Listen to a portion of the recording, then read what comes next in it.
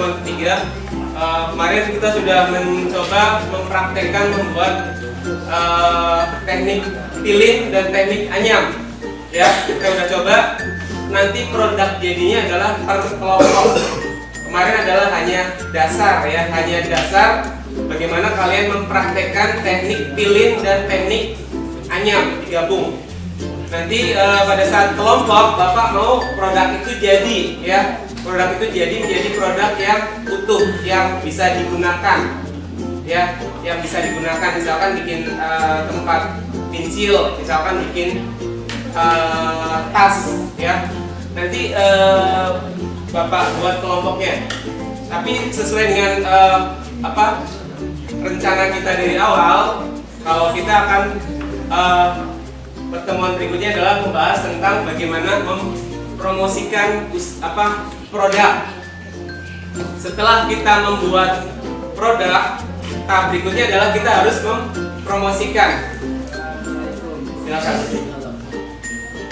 Bagaimana produk kita bisa diketahui orang kalau kita tidak mempromosikan produk kita? Ya, itu adalah perlunya promosi. Promotion. Sebelum kita tahu apa itu promosi, kita lihat ada namanya strategi promosi.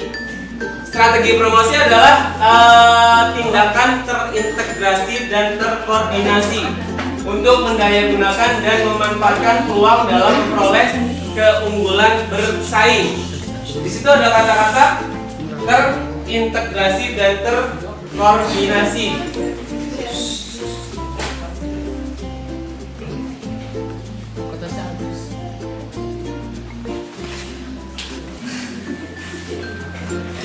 Ya, ada kata-kata terintegrasi dan terkoordinasi. Terintegrasi berarti apa?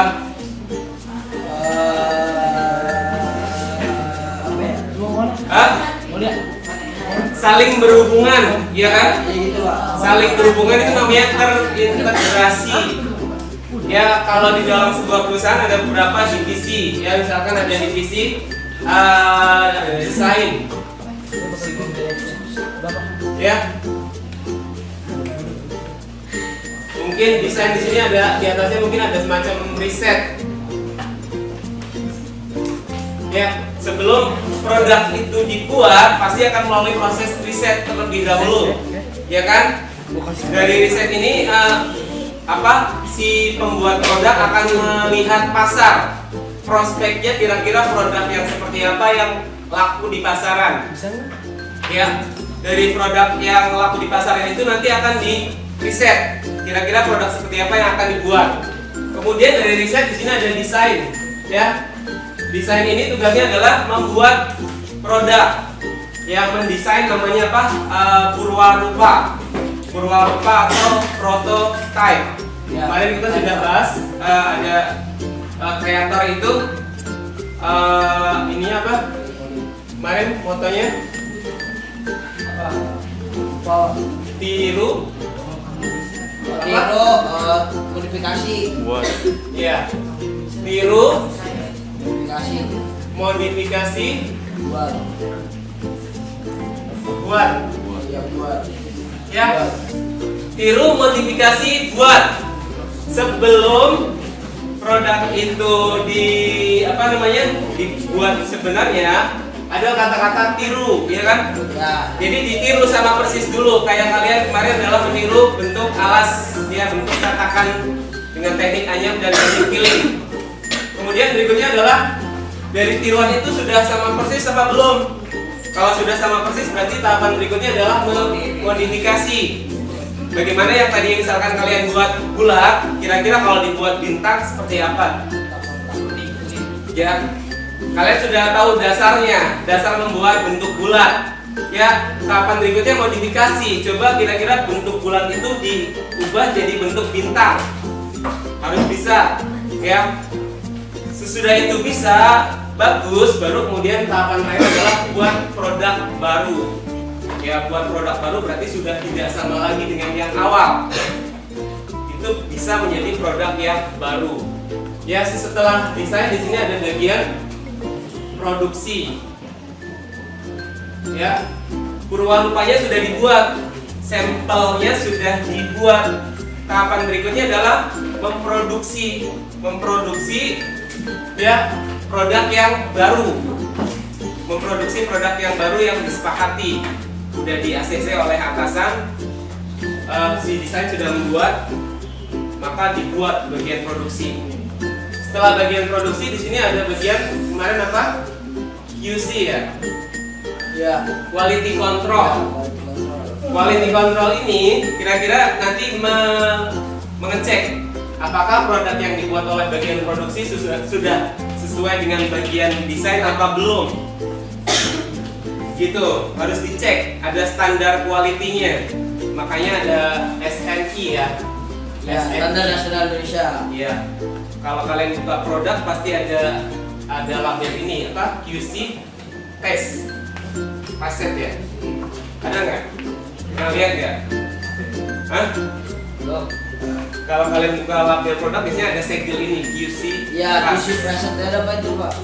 Itu artinya menandakan kalau produk tersebut sudah melalui proses quality control. Baru kemudian di sini ada divisi marketing.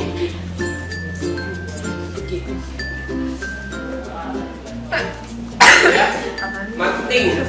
Tugas dia adalah mempromosikan. Ya, tugas dia adalah mempromosikan produk yang sudah dibuat. Produk yang sudah dibuat tentu saja adalah produk yang sudah melalui quality control.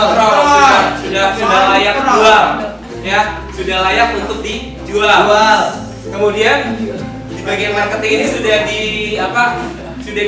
sudah diajarkan, sudah dikasih tahu produknya, spesifikasinya seperti apa, sudah tahu. Jadi dia akan membuat promosi-promosi yang menarik sesuai dengan standar produk yang sudah dibuat oleh si desain. Baru kemudian di sini adalah bagian penjualan, salesman. Ya, silakan. Ya, di sini baru bagian sales. Sesudah ditawarkan pasti akan ada ketertarikan. Ketertarikan itu diwujudkan dari si sales bagaimana menjual. Jadi tindakan dari sini sampai sini adalah terintegrasi, satu sama lain itu tidak bisa loncat, ya, satu sama lain tidak bisa dipisahkan, ya, terintegrasi dan terkoordinasi. Semuanya harus saling berhubungan. Kalau ada yang miss aja, kalau ada yang miskomunikasi, pasti produknya akan kacau. Akan ada sesuatu di sini. Ya, misalkan bagian marketing salah, ya, salah membuat spesifikasi produk, ya, maka konsumen akan kecewa. Gimana sih? Ternyata produk yang saya terima tidak sesuai dengan spesifikasi, karena marketing tidak menghubungi desain, ya, tidak tahu desainnya seperti apa, maka akan kacau. Itu juga dengan misalkan sales tahu menjual salah harga. Loh, kok harganya katanya misalkan 10 juta, ya, karena kesalahan dari sini. Misalkan sini salah ngasih info, harusnya misalkan 10.500.000 misalkan. Bisa, karena nggak terintegrasi, nggak saling berhubungan, ya. Jadi maksudnya seperti itu. Jadi terintegrasi dan terkoordinasi untuk mendayagunakan dan memanfaatkan peluang dalam memperoleh keunggulan bersaing. Ya, itu namanya strategi promosi. Berikutnya adalah cara-cara promosi. Mungkin kalian sudah tahu. Ya, cara promosi ada dua, ada melalui online atau daring, yaitu dengan pemanfaatan media elektronik seperti internet berupa website, jejaring sosial, iklan online. Ya, kalau offline berarti memanfaatkan sumber daya manusia, media massa seperti iklan baris, iklan surat kabar, brosur, dan SPG misalkan sales promotion apa? Girl, ya. Tapi sekarang orang kecenderungan sekarang era digital lebih memanfaatkan media daring, media online. Kenapa? Karena lebih murah, benar. Lebih murah. Lebih murah, kemudian skupnya lebih luas. Ya betul. Jangkauannya lebih luas. Kalau hanya memanfaatkan offline, jangkauannya adalah satu lokasi. Misalkan saya akan berpromosi di SMA Korpri, ya udah SMA Korpri doang yang tahu produk saya. Tapi kalau saya manfaatkan online, maka sekali posting akan seluruh dunia tahu. Ya, dengan biaya yang lebih murah, hanya misalkan membutuhkan kuota internet saja. Ya, seperti itu, hanya membutuhkan kreativitas bagaimana membuat konten, ya, membuat konten yang menarik. Kalau kalian mau, Bapak lagi belajar dropship, gabung di Shopee, kemudian kalian cari supplier, kemudian kalau udah nemu supplier, kalian bisa jualan di Shopee. Harganya di up, dinaikkan sedikit dari harga supplier. Misalkan harga supplier adalah misalkan 10.000, kita jual 11.000. Tapi kita nggak stok barang, kita nggak perlu stok barang. Ya, kita nggak perlu stok barang. Kita hanya perlu mempromosikan. Kita membuat akun Shopee, kemudian jualan di Shopee. Nama tokonya kita. Tapi yang nanti yang ngirim barang adalah supplier. Nggak butuh biaya, nol. Kalau pengen belajar nanti sama Bapak, ya, boleh, ya, bisa, ya, nol, tidak butuh biaya apapun, ya, tidak butuh biaya apapun, hanya butuh proses belajar, ya, hanya butuh proses belajar. Kalian sedikit desain mungkin, karena akan mengedit tampilan gambar, misalkan ditambahkan logo toko online kalian, udah. Jangan di pembelajaran, mungkin nanti kalau ada waktu, atau ada yang semacam eskul, ya, bisa seperti itu, ya. Atau ada sesi satu hari misalkan belajar membuat menjadi meng-create online shop misalkan. Silakan nanti di ini. Ya, jadi seperti itu ya, kurang lebih ya perbedaannya ya. Ada online dan ada offline. Kemudian berikutnya adalah strategi. Strategi yang pertama adalah menciptakan produk yang unik dan memiliki ciri khas yang tidak mudah ditiru. Itu pasti. Bagaimana produk kalian bisa diketahui orang kalau produk kalian itu sama dengan yang lain? Itu akan sama aja. Kalian nggak punya ciri khas, ya. Produk kalian nggak punya ciri khas. Jadi syarat produk kalian bisa diterima adalah harus memiliki ciri khas dan tidak mudah ditiru. Ini bagian ini. Bagian desain itu penting.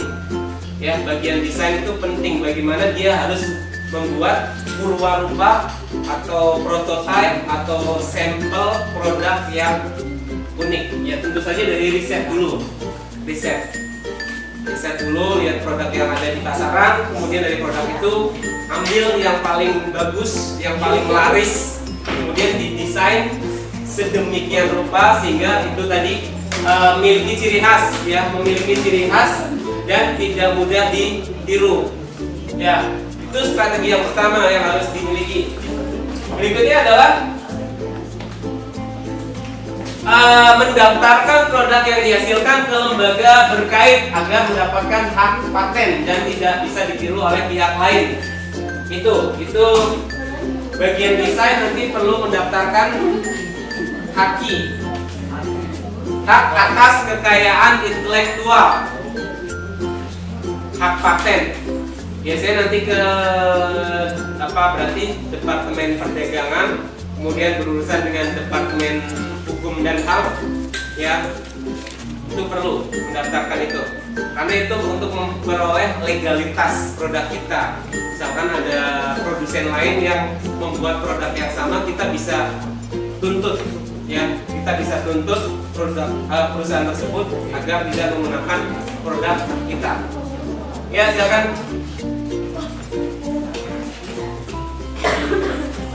Ayo, minta waktunya sebentar. Waalaikumsalam. Ya, minta waktu sebentar ya. Assalamualaikum warahmatullahi wabarakatuh. Hari ini ada yang bawa uang donasi proposalnya nggak? Ada.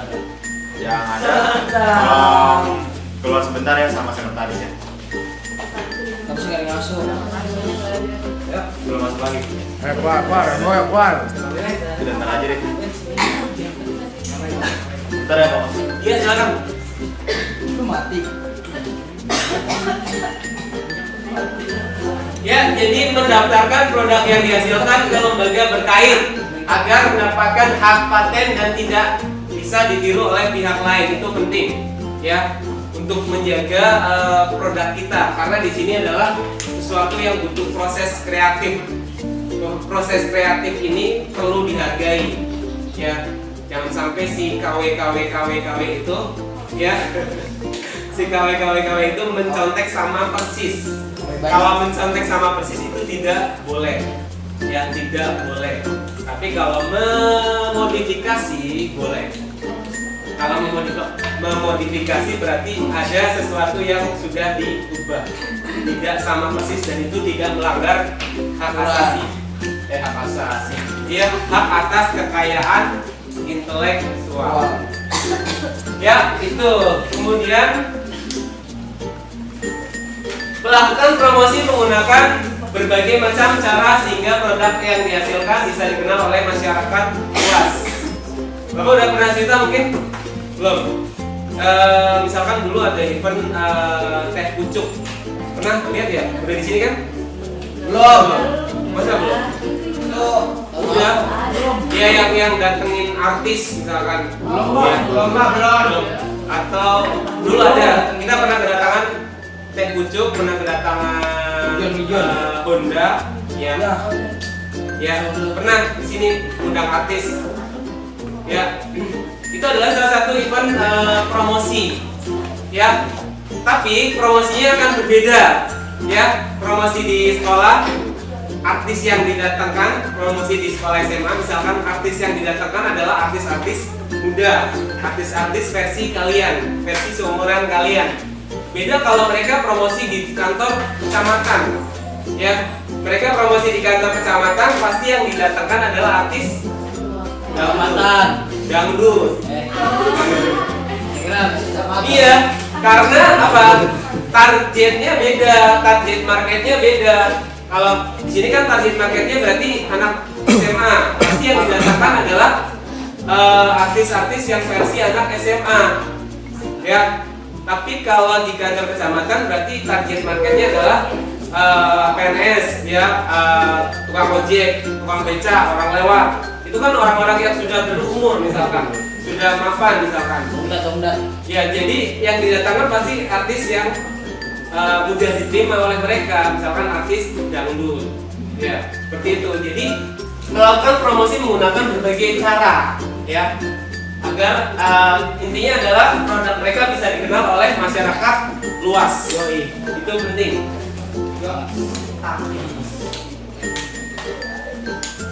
Berikutnya adalah mengikuti pameran. Penting itu juga. Jadi ada event-event pameran. Pameran biasanya satu tema. Misalkan kerajaan. Jangan kafir. Iya. Pameran bertemakan kerajinan. Pasti yang ada di situ adalah semua produk kerajinan, ya. Jadi satu tema, jadi bisa membandingkan, konsumen diuntungkan, dia bisa membandingkan memilih macam-macam kerajinan, ya. Dari segi produsennya, dari segi pembuat produknya, dia diuntungkan, bisa melihat produk-produk yang lain juga untuk dibandingkan. Lebih bagus mana produk dia dengan produk kompetitor.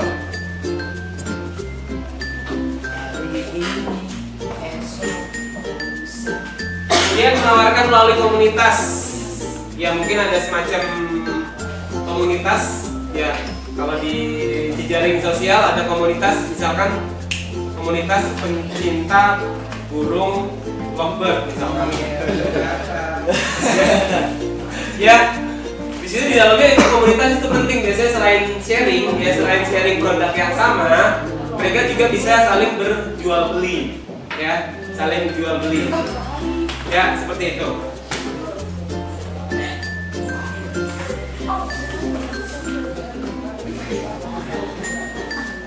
Rencana promosi merupakan penentu tujuan dan identifikasi metode dan tujuan yang akan dicapai.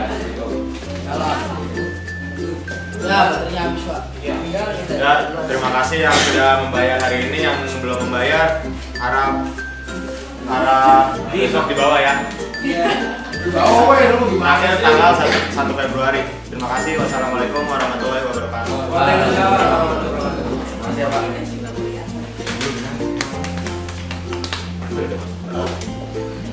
Ini masih YouTube juga. Rewind. Rewind.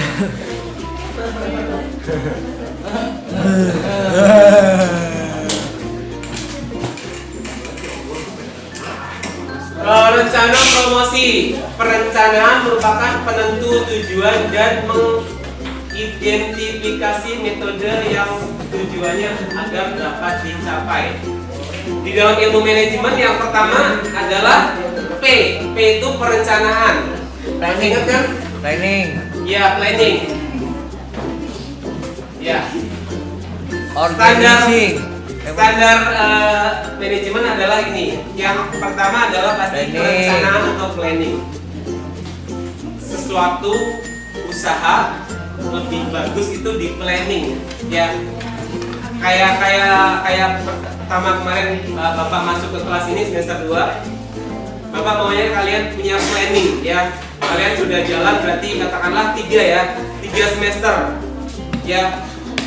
3 semester kalian udah jalan. Kalau target kalian adalah PTN, maka masih ada 2 semester lagi. Ada 2 nilai rapot 2 semester lagi yang bisa dijadikan kalian untuk tiket masuk ke perguruan tinggi negeri. Tapi kalau sudah di planning, tapi kalau kalian belum planning ya nggak tahu. Ya, harus di planning, sesuatu itu harus di planning agar tadi mengidentifikasi metode yang tujuannya agar dapat dicapai. Ya, dari planning itu di dalamnya ada metode-metode, ada cara-cara. Bagaimana kira-kira bagusnya target promosi itu akan digunakan. Seperti yang contoh Bapak tadi, promosi di sekolah SMA akan berbeda promosi di kantor kecamatan di depan sana. Ya, harus ada planning, jangan sampai sama didatangkan di sini artis dangdut. Berarti yang datang ibu bapak gurunya, siswanya nggak ada. Ya, seperti itu. Ogah. Apa namanya? Apa? Black apa? Blackpink.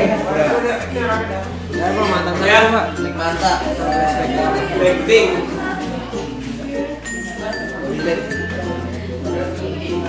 Perencanaan promosi tujuannya adalah untuk menarik pembeli sebanyak-banyaknya sehingga dapat menghasilkan keuntungan yang besar. Ya, pasti tujuannya itu menarik pembeli sebanyak-banyaknya.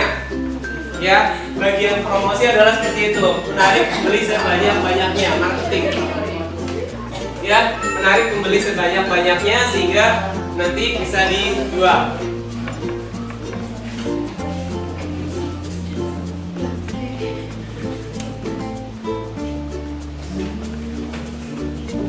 Ya, media promosi. Media promosi sarana yang digunakan untuk mengkomunikasikan suatu produk, jasa, image atau perusahaan yang untuk dikenal oleh masyarakat luas.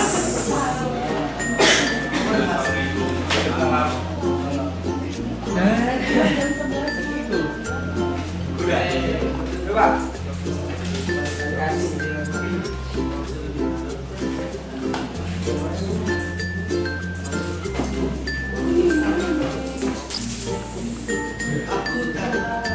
Oke, sekarang kita ke media promosi. Media promosi di situ suatu produk, bisa jasa, bisa image perusahaan. Bisa juga yang sekarang sedang ini apa? Yang sekarang sedang 2019. Iya, pemilihan Umum. iya, pemilihan presiden, pemilihan pemilihan wakil ya, DPRD 1, DPRD 2, kota maupun provinsi. Itu di dalamnya ada namanya caleg, ya kan? Caleg Pak, Ya, caleg itu dia butuh yang namanya branding, tahu ya? Ya, bagaimana nama dia yang sebelumnya tidak ada harus muncul ke permukaan. Itu namanya branding. Nur Hadi Aldo. Ya, itu. Nah, iya. Iya udah apa Ya, Pak? itu jadi terkenal kan? Tadinya nggak tahu dia itu siapa. Kemudian tiba-tiba bikin apa? Bikin hashtag misalkan, kemudian bikin tagline, ya. Kemudian bikin sesuatu yang membuat orang tertarik. Ya. Bagaimana dia bisa dipilih? Bagaimana dia bisa dicoblos kalau orang tidak tahu? Ya, pasti dia akan melakukan promosi-promosi, namanya branding, memunculkan nama dia yang tadinya orang tidak tahu. Bagaimana orang bisa tahu? Ya, caranya ya macam-macam. Di situ ada dengan media cetak dan media elektronik. Ada yang pasang foto terbalik, maksudnya apa? Nyakuin. Ya kerennya Pak. Ya, cara-caranya macam-macam, terserah kreativitas. Ya, bagaimana kreativitas itu membuat kontennya, ya, membuat iklannya. Ya, intinya adalah membranding, menaikkan nama dia. Bagaimana nama dia bisa dikenal. Misalkan produk kan minuman ya, misalkan kenapa mesti ada manis-manisnya, padahal nggak ada manisnya sama sekali. Hoax. Iya, itu kan branding ya. Bagaimana mencirikan produk tersebut. Ya, itu adalah cara-cara beriklan.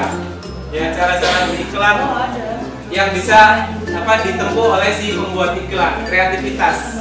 Kalau kalian nanti masuk ke advertising, kalian di bagian kreatif, kalian harus berpikir bagaimana kira-kira membuat iklan yang menarik. Ya. Media yang digunakan adalah media cetak dan media elektronik. Kalau media cetak ya sudah tahu ya, kayak baliho, kayak iklan koran gitu kan. Kalau media elektronik ya berarti tergantung media elektroniknya. Ada media visual, elektronik bergambar, misalkan website, ya. Kemudian misalkan media audio masih ada ya, radio ya, radio misalkan. Atau perpaduan antara multimedia itu bisa visual dan audio.